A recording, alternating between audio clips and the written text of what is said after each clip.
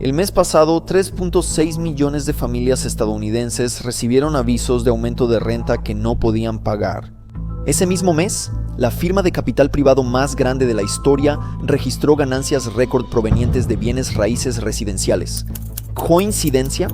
Pero el 28 de julio de 2025 ocurrió algo que reveló la verdadera historia, un tiroteo masivo que dejó personas inocentes muertas. Wesley LePatner, ejecutivo financiero. Una madre se fue, otras con ella. Estados Unidos debió haber llorado junto. En cambio, Internet explotó. Extraños justificando el asesinato, celebrando la muerte, todo solo por el lugar donde trabajaba. La pregunta que todos hicieron: ¿cómo llegamos aquí? 3 meses después, tenemos nuestra respuesta. Y es peor de lo que cualquiera imaginaba. Porque mientras la nación asimilaba esa tragedia, los investigadores empezaron a indagar. Comunicaciones internas, estrategias de precios algorítmicos, aumentos coordinados de la renta en 39 estados. Después del 28 de julio, Blackstone no se detuvo. Aceleraron 74,000 nuevos avisos de aumento de renta. Familias desalojadas. Todo mientras estaban bajo los reflectores, y el hombre que controlaba todo se alejó de una fortuna de $65,000 millones en BlackRock porque sabía que podía construir algo más poderoso. El mayor arrendador residencial del que nunca has oído hablar se volvió mucho más peligroso.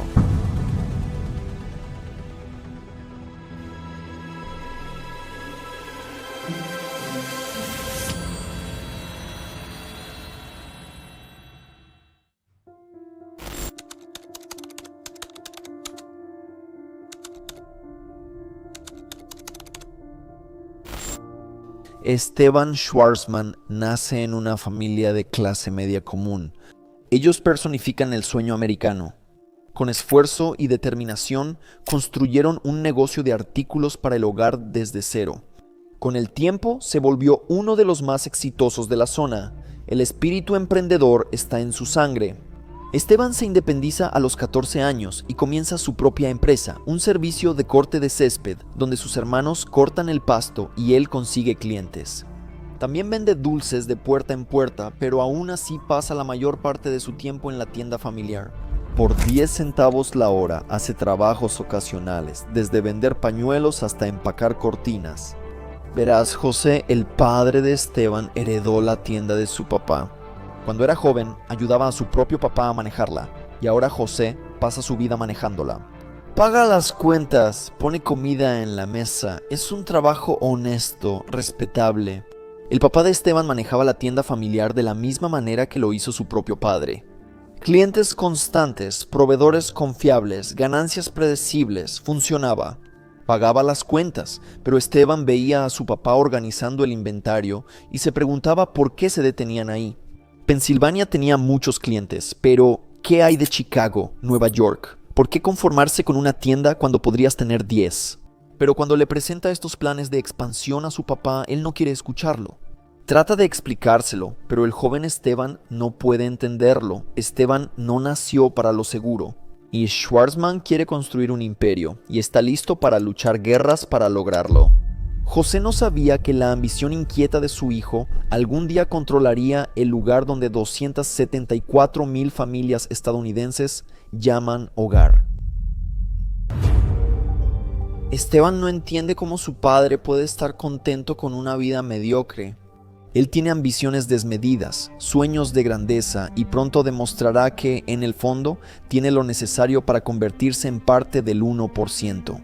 La preparatoria lo demostró. Cuando llegaron las elecciones del consejo estudiantil, la mayoría de los chicos se postuló para secretario o tesorero. Esteban se postuló para presidente no porque amara el gobierno estudiantil, sino porque le encantaba ganar. Hiciste algo bastante audaz. Aplicaste a Harvard, Yale y creo que Princeton y Harvard no te aceptó. Sacaste una monedas, llamaste al director de admisiones de Harvard y le dijiste que cometió un error. ¿Cómo fue? Esteban había llegado a la Ivy League, pero no estaba dispuesto a mezclarse con la multitud. La mayoría de los estudiantes seguían las reglas. Esteban las estudiaba y luego averiguaba cómo cambiarlas. Yale, en los años 60, seguía separando a estudiantes hombres y mujeres como en el siglo XIX, diferentes grupos, diferentes círculos sociales, casi sin interacción. Esteban vio una oportunidad. Él fundó la Sociedad de Ballet de Yale, no porque le importara la danza, sino porque le daba la excusa perfecta para reunir a hombres y mujeres. Más tarde incluso lucha contra una regla de 268 años que impide que las mujeres pasen la noche en el dormitorio masculino. Y para sorpresa de todos, él gana. Como era de esperarse, los embarazos estudiantiles aumentaron drásticamente ese año. Y Solovey discutió y presionó. Contra toda lógica ganó y la antigua regla cayó. De más está decir que se vuelve muy popular en Yale, tan popular que incluso lo invitan a uno de los clubes más exclusivos y secretos de Yale, el Club Calavera y Huesos. La sociedad cuenta con al menos 3 presidentes de Estados Unidos, jueces de la Corte Suprema y numerosos senadores y directores generales. Varios informes dicen que hay nichos con cráneos humanos y se especula de quiénes son esos cráneos. Se supone que son los cráneos de personas famosas y hay un cráneo que estaba etiquetado como el cráneo de Jerónimo. Hablé con más de 150 miembros de Calavera y Huesos. Sin embargo, más del doble de personas me gritó, acosó o colgó el teléfono. ¿Por qué no lo hacen? Y se supone que no deben hablar sobre lo que sucede adentro. Las sociedades secretas generan muchas teorías de conspiración.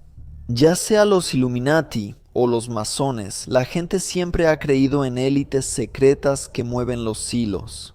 Muchos de estos rumores son puras tonterías, pero con Skull and Bones estos rumores podrían no ser tan descabellados. Por ahora, solo recuerda que ha estado operando durante 2 siglos y su historial habla por sí mismo. Desde el expresidente de Estados Unidos, George W. Bush, hasta los Rockefeller o incluso oficiales de la CIA, los exalumnos de Skull and Bones parecen una lista de quién es quién del poder. En 1967, Esteban Schwarzman se unió a sus filas junto a un futuro presidente llamado George W. Bush. ¿Qué hicieron juntos detrás de esas paredes sin ventanas? Supongo que nunca lo sabremos. En 1969 se gradúa de Yale, pasa un corto tiempo en el ejército y finalmente llega a la Escuela de Negocios de Harvard. Todos los caminos llevan a Wall Street y, armado con su maestría en 1972, Stephen finalmente está listo para ello. O al menos eso cree. Wall Street también estaba listo para él, pero no de la manera que esperaba. Armado con su maestría en Administración de Empresas de Harvard y conexiones de la Ivy League, Stephen entra al mercado laboral con su característica confianza. Su primera entrevista es en Donaldson, Lufkin y Janneret. Cuando le ofrecen $10,000 al año, Stephen no solo lo acepta, quiere más. Su razonamiento es simple y revelador. Sabe que un compañero de Yale ya trabaja ahí por el mismo salario. Stephen se niega a ser igual a cualquiera, exige ser su superior. La firma acepta. Primera victoria lograda, pero Stephen tiene ambiciones más grandes de las que una firma boutique puede satisfacer. Él quiere jugar en las grandes ligas, él quiere Lehman Brothers. Sí, el mismo Lehman Brothers que más tarde se volvería sinónimo de catástrofe financiera. A inicios de los 70, Lehman es la realeza de Wall Street. Y Esteban está a punto de descubrir lo que eso realmente significa. En cuanto pone un pie dentro, su entrenamiento es brutal y sus superiores son degradantes. Esteban pasa semanas haciendo un análisis de 68 páginas sobre una aerolínea. Investiga cada detalle, verifica 2 veces cada número, pule cada oración. Luego lo entrega y espera recibir elogios. En cambio, su teléfono suena y al otro lado está Furia.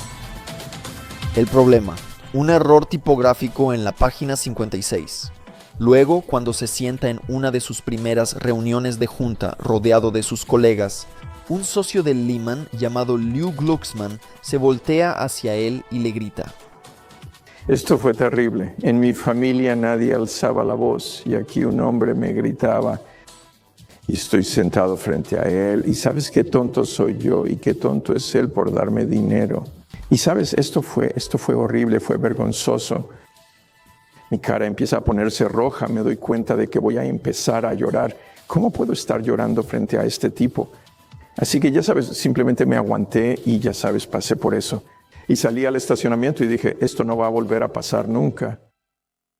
No es solo por Luke Glucksmann, pero los primeros años de Esteban en Lehman hacen que el ejército parezca un juego de niños. Todo lo que hace se pone bajo una lupa y se examina minuciosamente.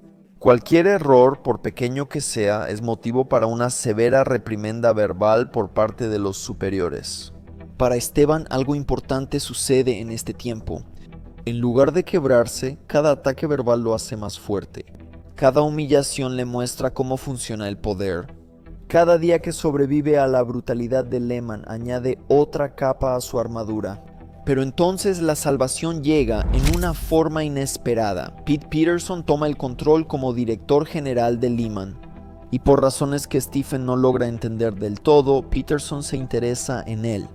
Cuando Peterson le pide ayuda a Stephen en un proyecto especial, el primer instinto de Stephen es puro terror. Su mente repasa cada posible error que pudo haber cometido, cada razón por la que Peterson podría querer destruirlo. Pero la reunión resulta diferente a lo esperado. Peterson sonríe y elogia el trabajo de Stephen. Incluso dice algo que suena casi cálido. Cualquier amigo en un lugar como Lehman es oro. Por primera vez desde que llegó a Lehman, Esteban no puede respirar. Pero ni la protección de Peterson ni la creciente resiliencia de Esteban pueden prepararlos para lo que viene. Porque en la sombra de los pasillos de Lehman ya se están moviendo fuerzas que sacudirán a Schwarzman hasta lo más profundo. Cada humillación le estaba enseñando algo valioso a Esteban. ¿Cómo extraer el máximo valor de aquellos que no tienen otra opción más que pagar? Por ahora, Esteban disfruta cielos despejados. Bajo Peterson, su mundo cambia por completo. Con Pete como amigo, el ascenso de Esteban en Lehman es inédito, algo con lo que muchos fanáticos de las finanzas solo pueden soñar. Han pasado 6 años desde que empezó en Lehman y ahora se ha ganado el respeto dentro de la firma. Y ahora el premio máximo está al alcance de su mano. Está nominado para ser socio. En la jerarquía de Wall Street, ser socio representa la gran división. Ser contratado prueba que tienes la inteligencia necesaria para entrar al juego. Mantenerte empleado demuestra que puedes seguir órdenes y evitar desastres importantes. Pero la sociedad, eso requiere algo completamente diferente. Tienes que demostrar que no eres solo un centro de costos, eres un motor de ganancias. En firmas como Lehman, esto significa una cosa: traer dinero de verdad o quedarte en las ligas menores para siempre. Steven comprende lo que está en juego, pero entenderlo y tener tu oportunidad son cosas distintas. Entonces el destino interviene en forma de un teléfono sonando. La voz, al otro lado de la línea, pertenece al director general de Tropicana, el imperio del jugo de naranja que se ha convertido en un nombre familiar en todo Estados Unidos.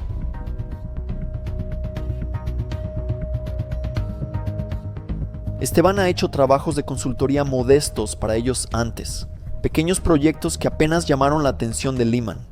Pero esta llamada es diferente. Las ofertas de adquisición están llegando de varios compradores y Tropicana necesita orientación experta sobre qué camino tomar. Las apuestas son enormes, es una decisión de $500 millones que podría definir el futuro de la empresa. Y de alguna manera, esta oportunidad que definirá su carrera ha llegado al escritorio de Esteban.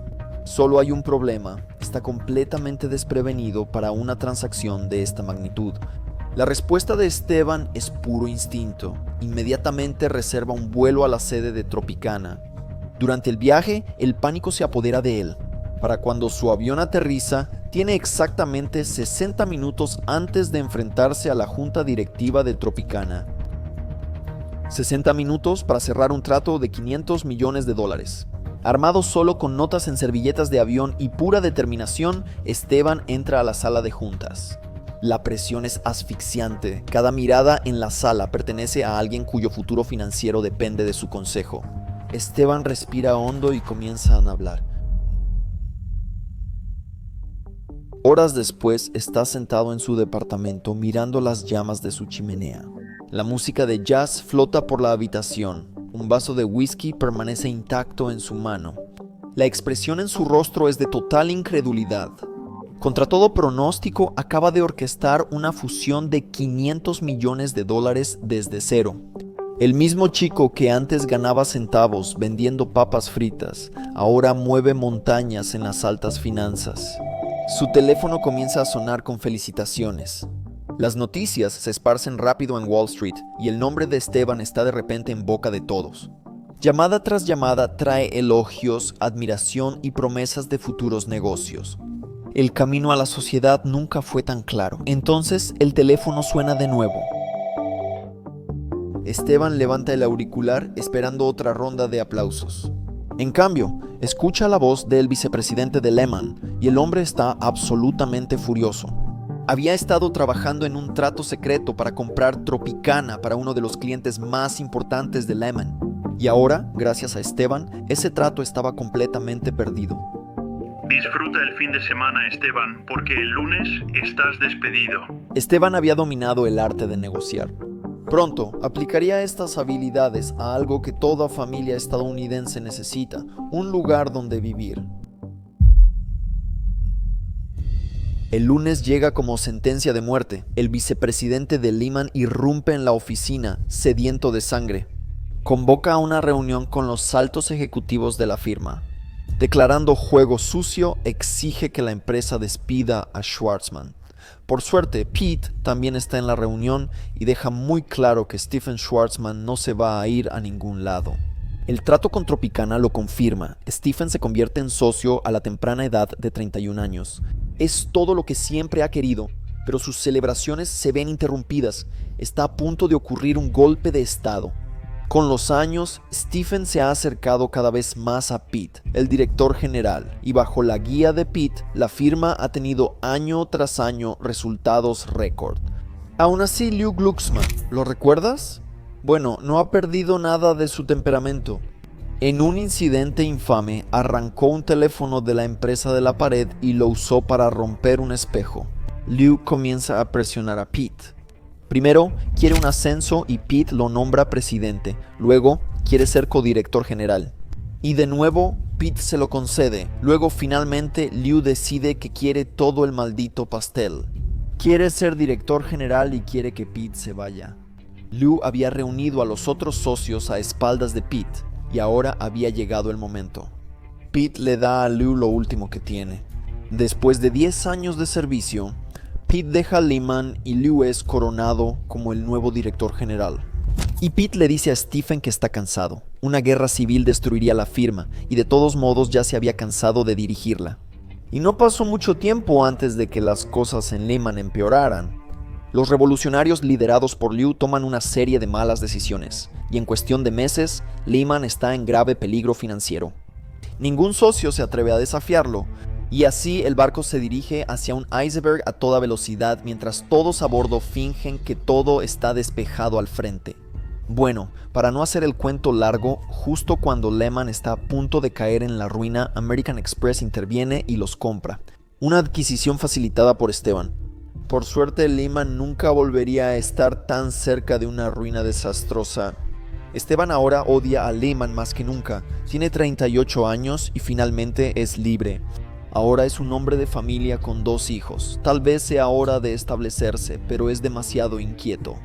Quizá debería trabajar para otra empresa, o también no, podría iniciar su propia empresa.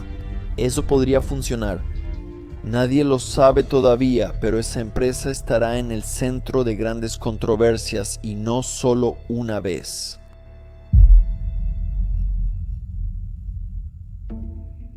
Y yo había hecho mucho trabajo mientras estaba en Lehman con el presidente de la firma, que es un tipo llamado Pete Peterson.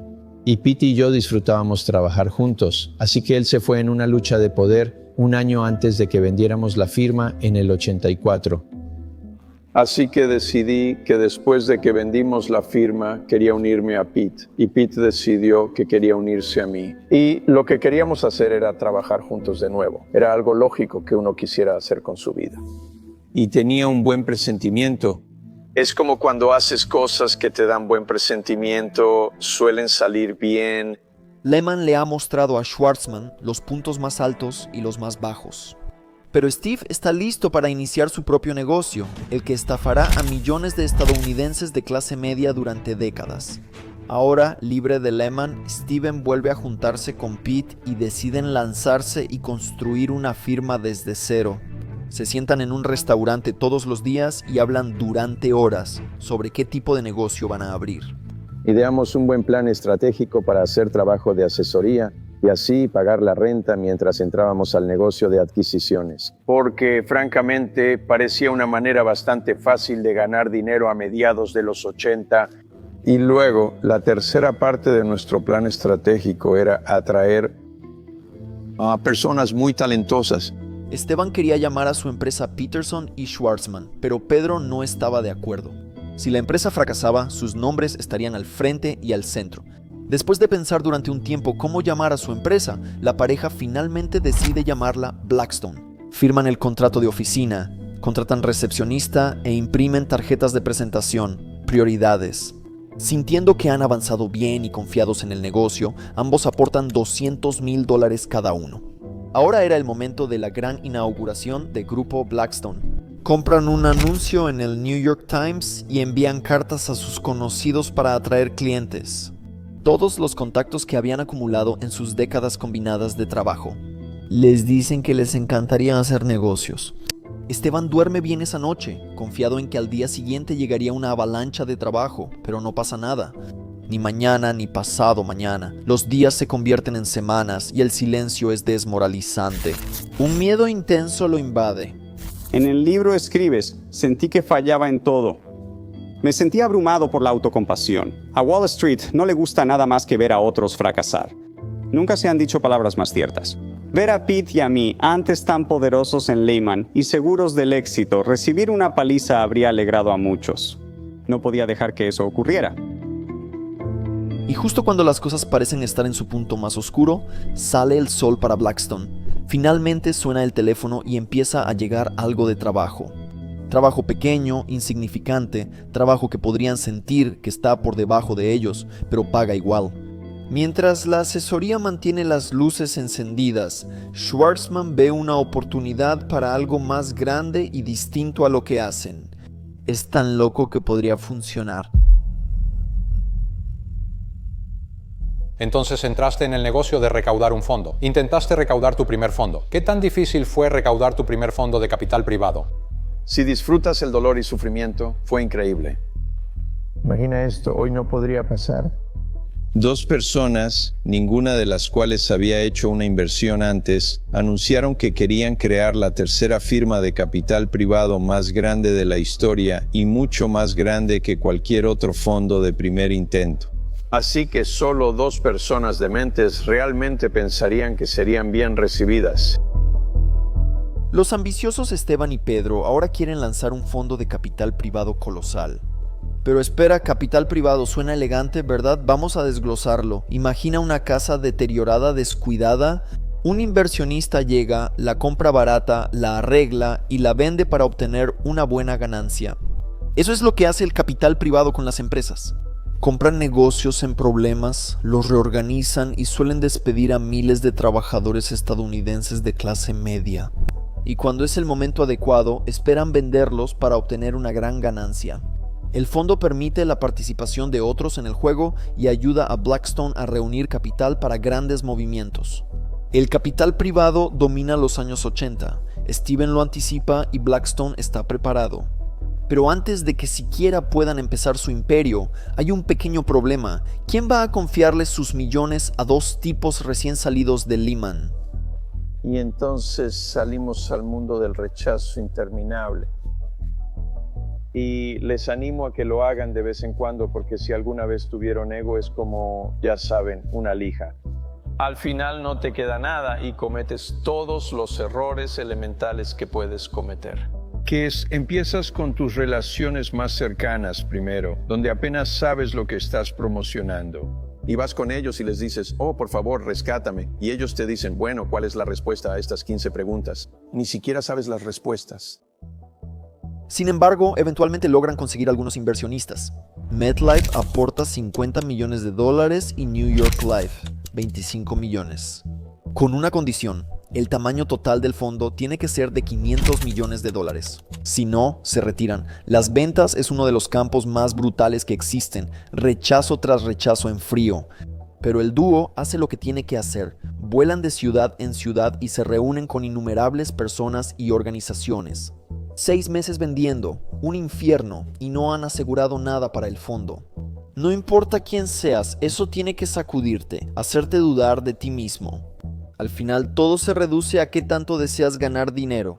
Cerca de su punto de quiebre organizan una reunión con Prudential Life, el principal financiador en esos días. Y estábamos en Newark un viernes almorzando con el director de inversiones. Y él estaba comiendo un sándwich de atún en pan blanco. Córtalo en diagonal. Y yo estoy ocupado presentando este fondo de capital privado y como banco mercantil. Y él sigue masticando la nuez de Adán, sube y baja, y yo sigo haciendo lo mío. Termina la primera mitad del sándwich, llega a la mitad de la otra mitad. Y me mira y dice, creo que es una buena idea, apúntame para 100. Y yo solo aún recuerdo ese momento. De verdad dijo que nos va a dar $100 millones. El inversionista número 1 del mundo. Así que si él nos da dinero, otras personas lo seguirán. Y me di cuenta de alguna manera en Newark, un viernes sombrío, él nos dio el dinero. Solo no quería que se atragantara con ese sándwich. Y Schwarzman lo predijo, así es. Sabía que todo lo que necesitaban era un gran inversionista creíble. Luego, otros se sumarían para invertir, y así fue. Finalmente consiguieron el dinero que querían. Ahora es momento de usarlo. ¿Cómo Schwarzman y Pitt impulsaron el crecimiento de su imperio en la sombra? ¿Cómo Blackstone creó BlackRock? Solo me gusta avanzar hacia adelante. La regla más antigua en las finanzas sigue siendo la misma. Necesitas capital para crear capital. En el capital privado este principio es casi un arte. Con su fondo de guerra de $1,000 millones, Blackstone estaba listo para dejar los acuerdos pequeños y entrar en un territorio capaz de transformar los mercados. Con un análisis detallado, los reparadores buscaron oportunidades en el panorama. Estaban buscando industrias enteras que pudieran dominar. Blackstone había llegado a una liga diferente, donde podía consolidar industrias a gran escala. La industria funeraria fue su primer gran laboratorio. En 1996, Blackstone se asoció con Lowen Group, la segunda funeraria más grande de Estados Unidos, y empezó a comprar competidores sistemáticamente. Rose Hills cayó primero por $240 millones y luego Prime Succession por $295 millones. El principal rival de Lowen fue eliminado en un solo movimiento calculado. Repitieron esta estrategia en residuos al año siguiente. Después de asociarse con Allied Waste, Blackstone orquestó la adquisición de Browning Ferries, eliminando a otro competidor importante del tablero. A través de esta estrategia, Blackstone pudo moldear industrias y siempre asegurarse de que sus caballos salieran ganando. Pero para entender por qué el negocio de capital privado se convirtió en el ejemplo de cómo las élites financieras están estafando a los estadounidenses de clase media, tenemos que entender cómo funciona realmente esa maquinaria. Y no hay mejor ejemplo que el caso de Toys R Us. Es 2005 y Toys R Us sigue siendo una institución estadounidense. Durante 57 años, los niños tenían que rogarles a sus padres que los llevaran al enorme almacén de juguetes con la R al revés. Muchos ven a la empresa, que emplea a 50,000 personas en todo el mundo, como parte de la nostalgia estadounidense. Pero 3 firmas de capital privado ven algo diferente. Cuando miran a Toys R Us, ven 11.1 mil millones en ingresos anuales, ven bienes raíces valiosos, ven una oportunidad. Bain Capital, KKR y Vornado Realty Trust unieron fuerzas para comprar Toys R Us por $6.6 mil millones. Ellos son lo que llamas un socio general Jeep. Jeeps invirtió $1.3 mil millones propios y pidió prestados, $5.3 mil millones más. Pero aquí está el detalle crucial. No solo asumen la deuda ellos mismos, la cargan a Toys R Us. Imagina comprar una casa y que ella misma sea responsable de pagar su hipoteca en vez de que tú lo seas. Eso es básicamente lo que sucede. El truco clave del capital privado son las adquisiciones apalancadas, conocidas como LBOs. Este apalancamiento aumenta mucho los rendimientos. De repente, una empresa rentable y sin deudas debe 5.300 millones en préstamos que no solicitó. Toys R Us debe pagar cerca de 400 millones anuales solo en intereses.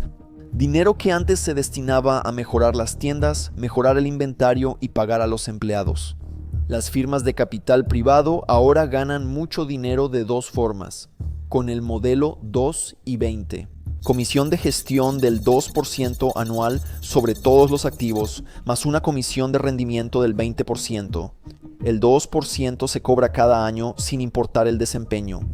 No importa cuánto logren extraer de Toys R Us. En este caso solo se trata de comisiones por supervisar la empresa, honorarios de asesoría estratégica y comisiones por negociación de acuerdos. Entre 2005 y 2017, Bain, KKR y Vornado extrajeron más de 200 millones en comisiones de Toys R Us, mientras la empresa luchaba bajo la deuda que le habían impuesto. El panorama minorista estaba cambiando, Amazon estaba creciendo, Toys R Us necesitaba invertir en comercio electrónico, renovar tiendas y competir en precios. Pero cada dólar que podría haber financiado esas mejoras se destinaba en su lugar a pagos de deuda y comisiones de capital privado. En 2017, Toys R Us se declaró en bancarrota. Para 2018 ya no existía. Cerraron las 735 tiendas en Estados Unidos y 33,000 personas perdieron su empleo. Toda una generación de niños crecería sin experimentar una visita a Toys R Us. Las firmas de capital privado ya habían sacado más dinero en comisiones de lo que originalmente invirtieron. No solo compran empresas, las llenan de deudas, extraen comisiones mientras las empresas luchan y luego se van cuando el peso se vuelve insoportable. Así es como pueden ganar dinero, incluso cuando las empresas que compran se van a la quiebra. El costo humano no figura en sus hojas de cálculo. El mismo manual que destruyó una querida historia de juguetes pronto se aplicaría a los vecindarios estadounidenses. Sin embargo, contrario a la creencia popular, esta no es la principal forma en que los ejecutivos de capital privado se incentivan para ganar dinero. Socios generales como Blackstone, KKR o Apollo Global Management, que cubrimos recientemente en nuestro video sobre uno de los clientes más grandes de Epstein, ellos hacen sus verdaderas fortunas a través de la comisión de desempeño del 20%. Eso significa que el 20% de la ganancia por encima de cierto umbral va para los socios generales. En capital privado, esto también se llama interés devengado. Y si eso no fuera lo suficientemente bueno, el fundador de Blackstone, Steve Schwarzman, ha estado trabajando muy duro en Washington durante décadas para hacer este trato aún más favorable para él y sus colegas de capital privado. Pronto llegaremos a eso. Pero hasta ahora solo hemos cubierto la superficie de por qué el capital privado es ampliamente considerado como la raíz de todo mal financiero. Analizaremos por qué fondos de capital privado como los de Blackstone suelen causar los mismos efectos devastadores. Actualmente, los inversionistas del fondo de capital privado de Blackstone disfrutan rendimientos anualizados superiores al 20%. Este éxito no afectó cuando Blackstone recaudó más fondos de capital privado. Los inversionistas acudieron y en 1997 Blackstone reunió un fondo gigante de $4,000 millones. Mientras Blackstone avanzaba para ser los reyes del capital privado, Schwarzman ya planeaba su siguiente jugada para transformar la industria. Solo 3 años después de que Schwarzman fundó Blackstone, entró en una sociedad al 50% con un hombre llamado Larry Fink. Juntos cofundaron BlackRock en 1988, firma enfocada en la gestión de riesgos y activos. Aunque no destacaron por el nombre, su empresa empezó a generar ganancias en meses y en un año BlackRock ya gestionaba miles de millones de dólares. Pero mientras BlackRock crece, también aumentan las tensiones entre Schwarzman y Fink. Larry quiere atraer talento, lo mejor de lo mejor a BlackRock y decide ofrecer propiedad de la empresa como incentivo. Quiere que me aparte totalmente de Stephen. Larry dice que él y su equipo hacen todo el trabajo. Es justo que Stephen ceda propiedad, pero él se mantiene firme. En sus propias palabras, yo creía que una vez que firmabas algo, te apegabas a ello. Para 1994, BlackRock manejaba más de $50,000 millones, pero ninguno se dio. Así, los dos magnates financieros se separaron.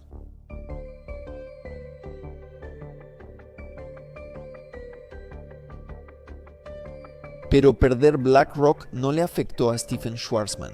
Su empresa, Blackstone, aún así eclipsó a todas las demás firmas de capital privado, convirtiéndose en el titán de $1 billón que es hoy en día. Porque a la larga encontró algo mucho más lucrativo y algo que lo haría mucho más rico que Larry Fink. Y tal vez más controversial aún. Lo que sucede a continuación nos acerca más a la respuesta de la pregunta de qué hace que las personas justifiquen y celebren un tiroteo masivo en línea. Esto se relaciona con donde Blackstone tiene mayor control en Estados Unidos. Durante los últimos 50 años, Zell había estado ocupado construyendo un imperio inmobiliario estadounidense como nunca antes se había visto. Como principal propietario de Equity Office, ahora posee más de 500 edificios de oficinas de primera, con activos valuados en miles de millones. Es coronado como el rey de los bienes raíces en Estados Unidos, pero donde hay un rey hay observadores en las sombras. Schwarzman ha estado observando a Sam Zell durante años, y Schwarzman ve algo que otros aún no han notado. Durante meses, Schwarzman estudiaba los estados financieros de Equity Office. Las acciones de la empresa valían unos $30 cada una, mucho menos de lo que él estimaba que valían los activos. Wall Street estaba subvalorando el imperio de Zell, y Schwarzman tenía la intención de capitalizar esa ceguera. La estrategia de Schwarzman era quirúrgica. Adquirir Equity Office en su totalidad, luego desmantelarla y vender los activos más valiosos individualmente para obtener enormes ganancias. Pero primero tenía que captar la atención de Zell. A principios de 2006, Schwarzman hizo su primer movimiento. Oferta de $40 por acción, con una prima del 30% sobre el precio actual. Zell no estaba impresionado pese a la generosa prima. Él sabía cuánto valía su portafolio y $40 por acción ni siquiera se acercaba. Schwarzman volvió con $47.50 por acción, todo en efectivo y sin complicaciones. Esta vez Zell tuvo que escuchar. En noviembre de 2006, la oferta de Schwarzman se hizo pública, anunciando el trato inmobiliario más grande de la historia, pero Zell no estaba listo para venderle al primer postor serio. Aunque nuestro acuerdo con Blackstone me impedía solicitar ofertas competidoras, por supuesto que no iba a desanimar una si existía, y sí la había. Zell había escuchado rumores sobre otro gran interesado, específicamente Vornado Realty. Para avivar la competencia, Zell le envió a Steve Roth, director general de Vornado Realty, un mensaje juguetón pero directo. Los rumores eran ciertos. Steve Roth, de Vornado, respondió con su propia oferta de $52 por acción. De repente, Schwarzman se encontró exactamente en la posición que trató de evitar. Una guerra de ofertas pública con apuestas crecientes. Retirarse le costaría a Blackstone más de $500 millones en tarifas de cancelación. Seguir adelante significaba apostar aún más fuerte. Estaba tan asustado de que nosotros ganáramos, porque creo que pudimos haber aceptado $500 millones para simplemente irnos y dejar que alguien más ganara. Eso solo me hizo... No podía dormir en la noche. Para el deleite de Sam Zell, la oferta de Vornado obligó a Schwarzman a actuar, y Blackstone no se está echando para atrás. Él ofrece $54 por acción, pero Vornado no había terminado. El 1 de febrero subieron su oferta a $56 por acción, la más alta hasta entonces. Zell ahora enfrenta una decisión crítica. La oferta de Vornado era superior, pero al incluir acciones implicaba riesgo e incertidumbre. La oferta final de Schwarzman fue de $55.50 por acción, ligeramente inferior a la de Vornado, pero con una ventaja clave. Cada centavo se pagaría en efectivo, inmediato, seguro, sin complicaciones. En un trato de esta magnitud, la certeza superaba todo lo demás. Zell tomó su decisión. A inicios de 2007, Schwarzman completó la adquisición de Equity Office Properties por $38 mil millones, la mayor compra apalancada de la historia. Con esa sola transacción, Stephen Schwarzman destronó a Sam Zell y reclamó el título de rey de los bienes raíces en Estados Unidos. Y estaba listo para defender su nuevo imperio por cualquier medio necesario. Con su corona inmobiliaria asegurada, Schwarzman estaba listo para implementar una estrategia que transformaría la vivienda en Estados Unidos para siempre. María Rodríguez había vivido en el mismo vecindario de Phoenix durante 8 años. Como madre soltera que trabajaba en 2 empleos, apenas lograba cubrir su renta mensual de $1,200. Pero lo estaba logrando. Su hija tenía amigos en la escuela local. María conocía a sus vecinos. Este era su hogar. Luego, su casero vendió la propiedad a Invitation Homes, una subsidiaria de Blackstone. 6 meses después, María recibió un aviso. Su renta aumentaría a $2,100 al mes. Cuando llamó para negociar, le dijeron que era un ajuste de precio de mercado basado en modelos algorítmicos de precios. 3 semanas después, María y su hija se quedaron sin hogar. La historia de María se remonta a 2008, cuando Schwarzman vio su mayor oportunidad hasta ese momento. El mundo se está desmoronando. Los nombres más grandes de las altas finanzas acaban de poner de rodillas a la economía global. La crisis financiera arruinó a familias estadounidenses, pero fue muy lucrativa para Blackstone. Mientras millones perdían sus casas por ejecuciones hipotecarias, Schwarzman creó Invitation Homes y envió equipos para comprar propiedades embargadas a precios de remate.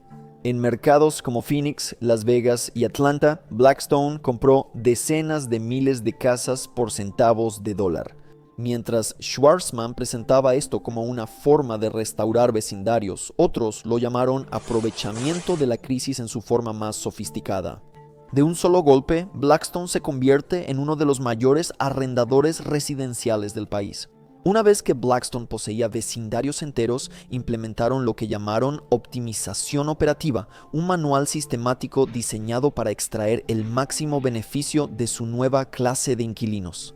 Una estrategia tan extrema que provocó una condena rara y contundente por parte de las Naciones Unidas. Un especialista de la Organización de las Naciones Unidas que investigaba la vivienda global dijo: cada vez que levantaba una piedra, encontraba a Blackstone. Aumentos indebidos de renta. La empresa aumenta agresivamente las rentas, haciendo que la vivienda sea inaccesible para los inquilinos actuales y reduciendo la oferta de viviendas asequibles en comunidades de todo el país. Para Renita Barbie, una inquilina de 52 años en Atlanta, esto significó que su renta de repente aumentó en más de $800 al mes, pasando de $2,200 a $3,000. La siguiente jugada es la maximización de tarifas. Si te atrasas un minuto con la renta, son $95. ¿Pides reparación? ¿Tarifa de procesamiento? ¿Pagas en línea? ¿Cargo por conveniencia? Una demanda colectiva acusó a Invitation Homes de acumular tarifas, diseñando cada interacción para generar ingresos adicionales. Minimización del mantenimiento. ¿Por qué gastar dinero en arreglar problemas cuando los inquilinos no tienen a dónde ir? Una investigación de Reuters encontró que los inquilinos lidiaban con tuberías con fugas, plagas, moho tóxico y electrodomésticos que no funcionaban. Los inquilinos de Los Ángeles, Cody Recker y Jessica Pérez, experimentaron esto de primera mano. Cuando la propiedad de Invitation Homes necesitó reparaciones, aceptaron mudarse temporalmente. En lugar de arreglar los problemas, Blackstone puso a la venta la casa sin reparar, dejando a la pareja sin hogar. Por último, utilizan el desalojo como una forma de presión. Blackstone se hizo famoso por presentar avisos de desalojo por infracciones menores. La Organización de las Naciones Unidas lo llamó un clima de miedo, donde las familias vivían en constante ansiedad por quedarse sin hogar. La amenaza mantenía a los inquilinos obedientes y generaba honorarios legales a través de sus BRATs, o fideicomisos de ingresos de bienes raíces de Blackstone. El imperio controla la vida diaria más de lo que muchos estadounidenses perciben. Poseen departamentos, hoteles, oficinas y propiedades comerciales donde la gente vive, trabaja y hace sus compras. Desde los hoteles Hilton hasta el Resort Bellagio y más de 274,000 hogares estadounidenses, Blackstone ha reunido un portafolio inmobiliario de $325,000 millones. Desde 2008, Blackstone ha perfeccionado una estrategia simple: identificar propiedades subvaluadas durante las crisis del mercado, comprarlas baratas, implementar mejoras y luego maximizar la extracción de rentas. Mientras los precios de las casas en Estados Unidos subían, Blackstone aprovechó cada crisis como oportunidad. 12 años después, con la llegada del COVID, el apetito de Schwarzman por aprovechar las crisis seguía intacto. Durante el desplome de la economía global y la incertidumbre en los mercados inmobiliarios, Blackstone inició otra ola de compras, adquiriendo viviendas por miles de millones de dólares. Las comunicaciones internas mostraron su mentalidad depredadora. El Financial Times reportó que el jefe de bienes raíces de Blackstone dijo a su personal que pronto reanudarían los desalojos tras el fin de las moratorias por la pandemia. Los documentos para inversionistas celebraban que la inflación les permitía aumentar las rentas más rápido que la tasa general de inflación. Para Blackstone, una pandemia global que trajo muerte y dificultades económicas a millones fue solo otra dislocación del mercado para explotar y obtener ganancias. La historia de María Rodríguez muestra cómo funciona el capital privado en la economía. Las empresas de capital privado tienen 10 veces más riesgo de bancarrota según los datos. Tras la adquisición, el número de empleados disminuye en promedio 12% y los asilos de ancianos privados tienen una tasa de mortalidad de pacientes 11% mayor. Estos resultados se deben a incentivos estructurales. El modelo de compra apalancada y el de tarifas 2 y 20 generan gran presión por crecer a toda costa. Incluso pequeñas ganancias por recortes de costos pueden traducirse en cientos de miles en ingresos personales para los ejecutivos de socios generales como Blackstone. Además, los ejecutivos de altos mandos que toman decisiones están separados por múltiples capas de gestión de las personas afectadas por sus elecciones, lo que hace que sea emocionalmente fácil tomar decisiones moralmente cuestionables. El Código Fiscal de Estados Unidos premia estas prácticas con impuestos más bajos. ¿Recuerdas que hablamos de socios generales y capital privado obteniendo fortunas por comisiones de desempeño e interés acumulado? Estas comisiones no pagan el impuesto sobre la renta más alto del 37% como la mayoría de los estadounidenses. El interés acumulado paga el impuesto sobre ganancias de capital, que es más bajo, cerca del 20%, pero los bienes raíces son solo uno de los ámbitos en los que las firmas de capital privado como Blackstone han puesto su mirada. Una vez que perfeccionaron el arte de extraer riqueza de la vivienda, se movieron agresivamente hacia una industria aún más esencial, la atención médica. Desde la década de 2010, firmas de capital privado empezaron a adquirir hospitales, asilos y consultorios médicos rápidamente. El argumento de venta siempre era el mismo: llevar gestión profesional y eficiencia de capital a los proveedores de salud en dificultades. ¿Qué podría salir mal? Un estudio de 2021 que analizó adquisiciones de asilos durante 12 años dio la respuesta. Los investigadores hallaron que al tomar el control las firmas de capital privado, sucedía algo fatal. Las tasas de mortalidad de los pacientes aumentaron en un 10%. Eso significó que murieron 20.150 personas. ¿Quiénes vivirían si su atención no fuera optimizada para ganancias? Estas solo van en una dirección. Cuando Blackstone compró Team Health en 2017, halló nuevas formas de sacar dinero del sistema. Empezaron a demandar agresivamente a pacientes por facturas impagas de emergencias, quienes no tenían opción y a menudo no podían pagar los cargos altos. Jennifer Brooks se enteró de esto de la peor manera. Jennifer Brooks, madre en casa en Memphis, fue 9 veces a urgencias en varios meses por problemas de salud recurrentes. Cada visita generaba facturas impagables. La subsidiaria de Team Health la llevó a la corte por más de $8.500, más de un tercio de todo el ingreso anual de su familia. La empresa dejó esa práctica solo cuando periodistas investigaron cuántas familias destruían con la cobranza de deudas médicas. Las cuentas son simples. Adquieres servicios esenciales de los que la gente no puede prescindir, minimiza los costos, incluso si eso significa que la gente podría morir.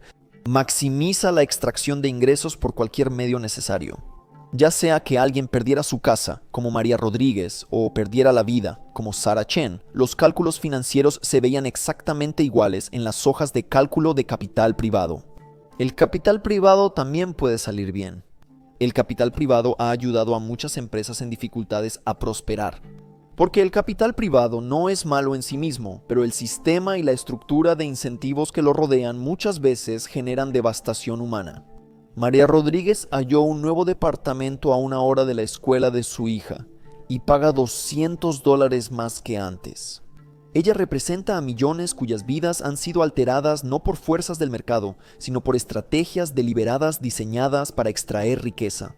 Aunque no se puede culpar a Blackstone por la totalidad de los resultados negativos que produce el capital privado, sigue siendo la empresa de capital privado más grande y poderosa del mundo.